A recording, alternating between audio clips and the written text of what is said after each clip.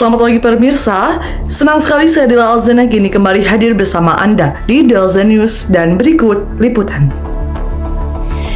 Baiklah pemirsa, berita masih mengenai kelas komunikasi dan penyiaran Islam di Universitas Sultan Maulana Hasanuddin Banten yang dimana telah melaksanakan investigasi berita.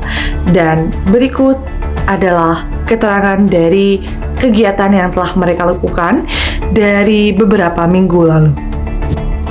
Baiklah pemirsa, salah satu kelompok dari kelas komunikasi dan penyiaran Islam Universitas Sultan Maulana Hasanuddin Banten telah melaksanakan observasinya yaitu ke sekolah pinggir jalan, dan mereka juga mewawancarai salah satu ketua kepala dinas pendidikan yang ada di Kota Serang, dan mereka telah melaksanakan wawancara mengenai anak putus sekolah.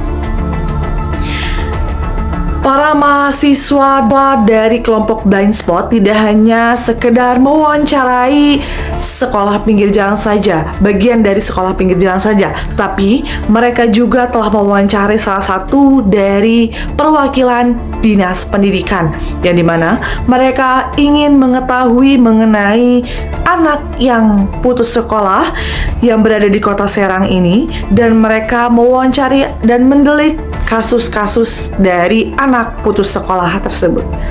Baiklah pemirsa, 2 Desember Selasa kemarin 2025, Regu atau kelompok Blind Spot telah melaksanakan wawancara kepada Dinas Pendidikan karena investigasi mengenai sekolah pinggir jalan ini berkaitan juga dengan putusnya sekolah para anak-anak di Kota Serang. Dan kita memutuskan atau kelompok Blind Spot memutuskan untuk mewawancarai salah satu dinas pendidikan untuk mengetahui faktor-faktor dari putusnya anak sekolah di Kota Serang ini. Ada beberapa faktor dari putusnya anak sekolah yang di Kota Serang. Yang pertama yaitu faktor dari ekonomi keluarga, yang dimana keluarga yang kurang mampu untuk mencekolahkan anaknya, yaitu keberatan untuk membeli seragam, buku, bahkan fasilitas pendidikan lainnya. Dan ada juga faktor yaitu kurangnya support dari orang tua mereka, yang dimana membuat mereka tidak melanjutkan sekolahnya, baik dari kurangnya orang tua untuk bisa membayar SPP, seragam, bahkan alat-alat sekolah lainnya, sehingga mengakibatkan anak-anak untuk putus sekolah atau tidak melanjutkan pendidikannya. Dan ada juga faktor pernikahan dini.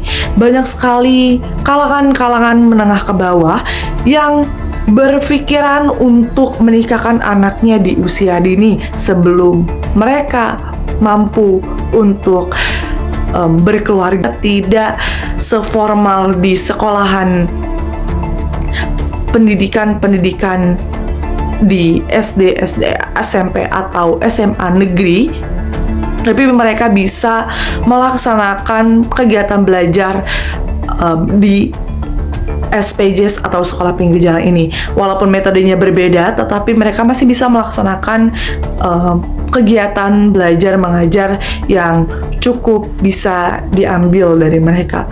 Dan dari sini kita bisa mengatakan bahwa adanya bantuan sekolah pinggir jalan ini, anak-anak jalanan baik yang putus sekolah secara dipaksa atau putus sekolah memang kemauan dirinya karena rasa malas dan kurangnya support dari orang tua, tetapi mereka masih bisa sedikit belajar dan masih ada sedikit kesempatan untuk menjenjang masa depannya.